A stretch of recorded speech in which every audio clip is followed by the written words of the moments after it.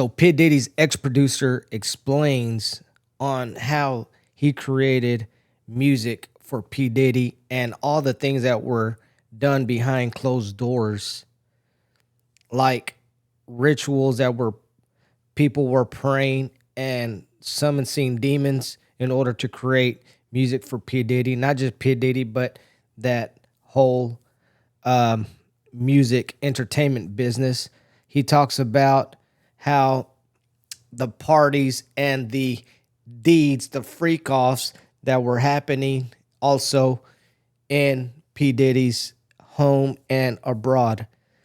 If you haven't realized that P. Diddy's music and P. Diddy himself is satanic, demonic, then you are blind.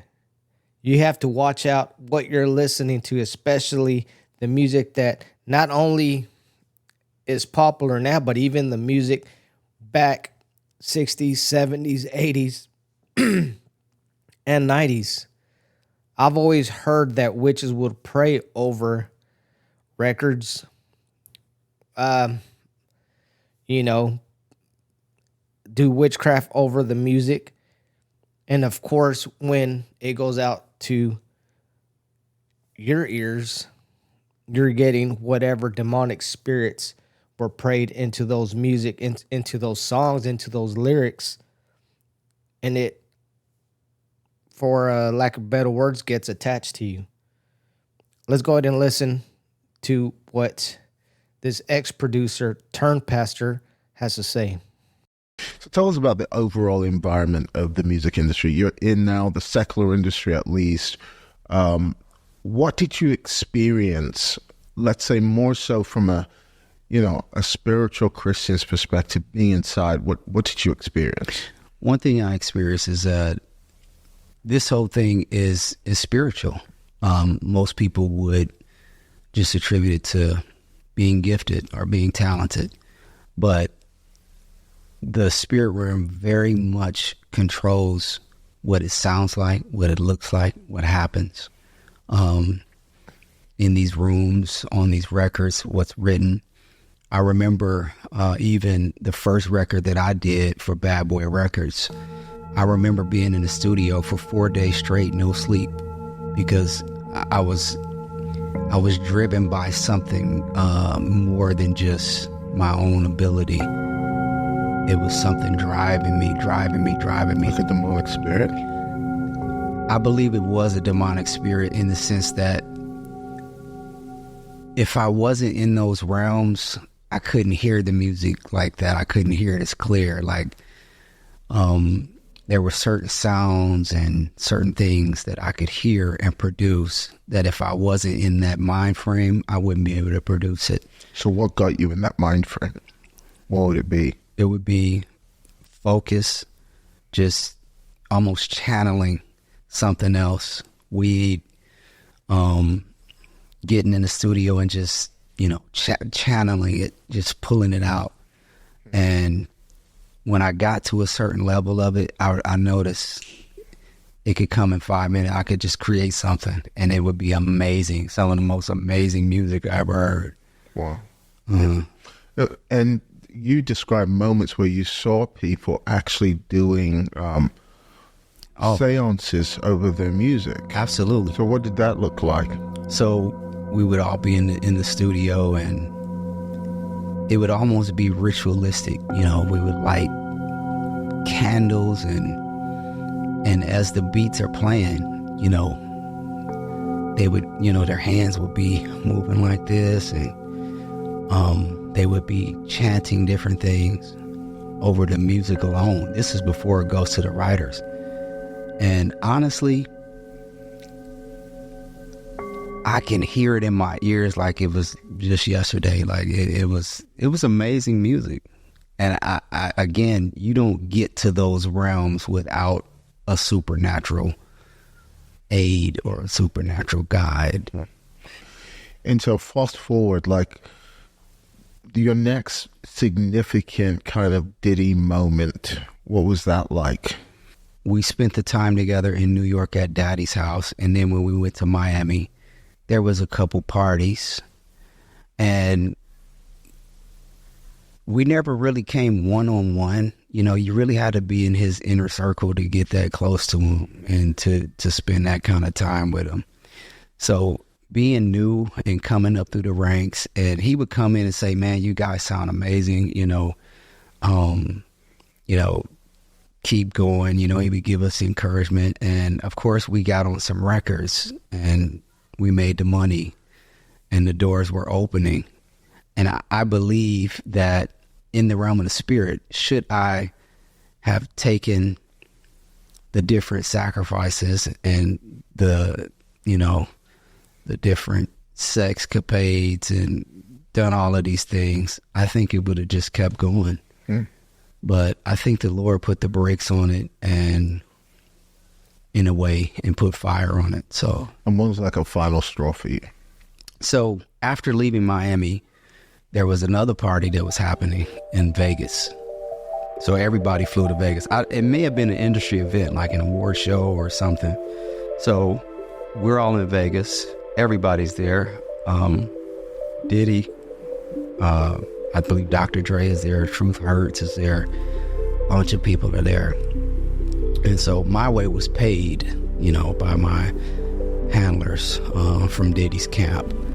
And hotel, you know, plane, food, everything I need is all taken care of. And at this point, I'm pretty much about to go crazy trying to fight what the Lord wants me to do. And when I got there, I said, I can't do it anymore. Party's gonna happen that night. I said, I can't do it. So without telling anybody, I just walk away, and I don't even know how I'm gonna get home. So, are you in Texas? Would you like to know the secrets for having a better life? I'm on the Vegas Strip. So, without telling anybody, I just walk away, and I don't even know how I'm gonna get home.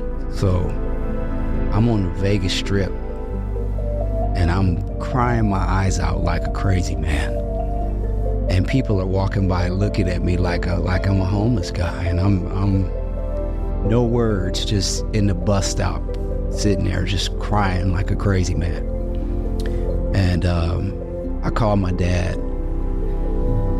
and my dad bought me a plane ticket. I jump on the plane, I go back to Houston. And the phone calls start. Hey, where you at? And I told him, hey, I can't do it. I'm not coming. They're like, well, what do you mean you can't do it? We're getting ready to go into the party. Like, where you at? And I'm like, well, I've left town. I can't do it. And they were like, what? Hey, you joking? And I said, I'm walking away from it all. And they were like, no, you're not walking away. You need to get here now.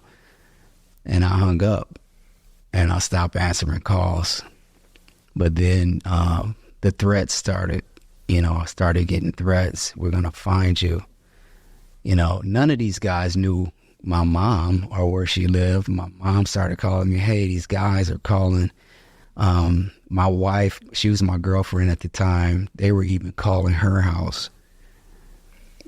Yes, they were calling my dad. They even came to my church, it was very scary, because I almost felt forced into, almost felt like, well, I'm going to have to go back into this, and I'm going to have to fulfill it, you know, because I didn't want anybody to get hurt. Wow. It's almost like, you know, I watched this video about the former wife of P. Diddy. I wrote a book about her. I can't remember her name. Kim Porter. And she was speaking about how there was only one way out. Yes. Death. Yes. Like you're leaving in a body bag. Or I think it was Rihanna when she got signed to Jay-Z. He said something like, there are two ways out. You sign this deal or out that window. Yes. She signed because they were on like a 20th floor of a big apartment building. And so these things are like cults. They're not really record labels. Right. Cult following. Absolutely. Wow. Why do you think it was holding on to you so tight? I think one of the reasons is because I got really close, and I seen it, with my own eyes. I experienced it, and I had the option to say no and to walk away. So this was a cult, religious, demonic, satanic services that P. Diddy and these artists are doing. This is a religion, guys. This ain't entertainment. It could be entertaining for some people, but you know what? This is a satanic service, but disguised with music, with videos, with parties. This is a scary thing that's happening in the entertainment music community industry, and it goes also with Hollywood. Hollywood's the same thing. In order for you to be rich and famous, you have to basically do what these handlers or these elites tell you to do. Yeah, they'll give you the money, they'll give you the fame, but it's short lived.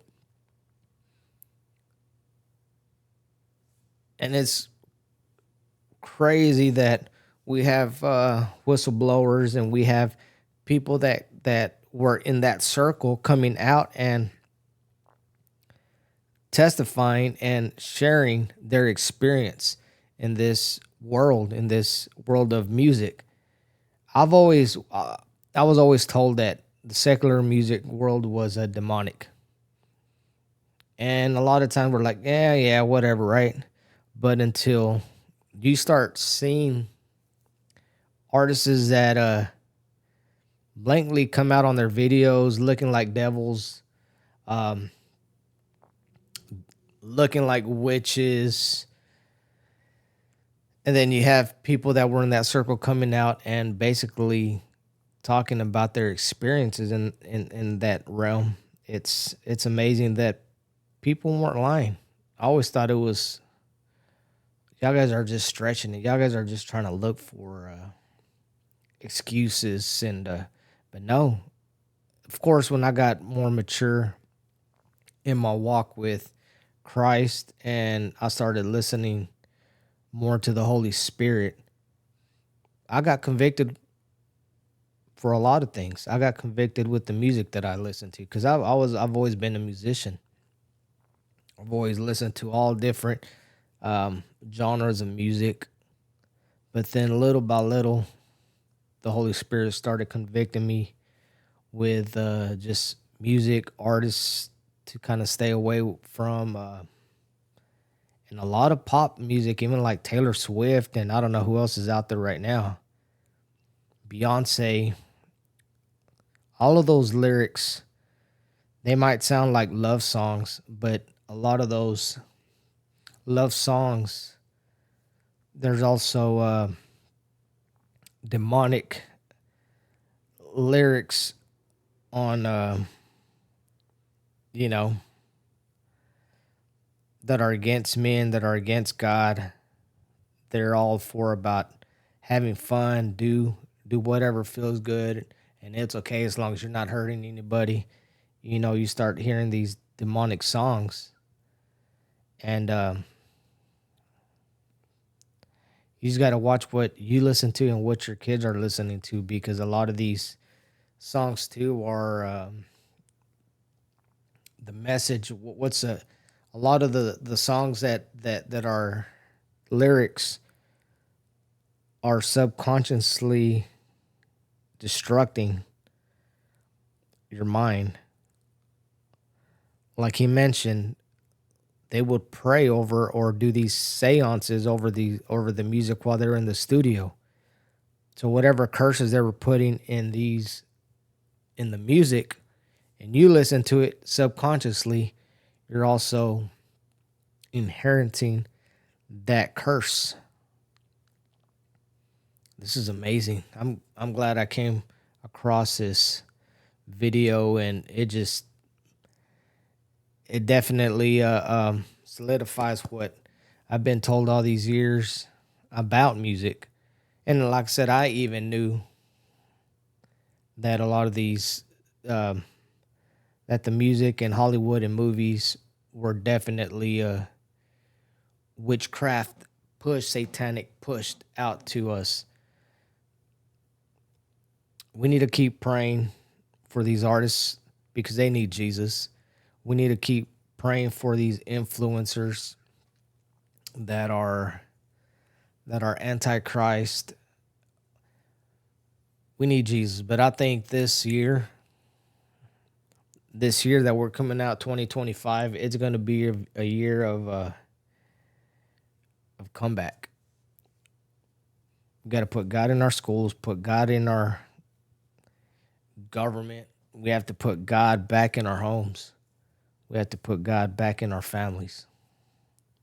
Continue to pray for each other. Continue to pray for this channel. Continue to pray for our president, our government.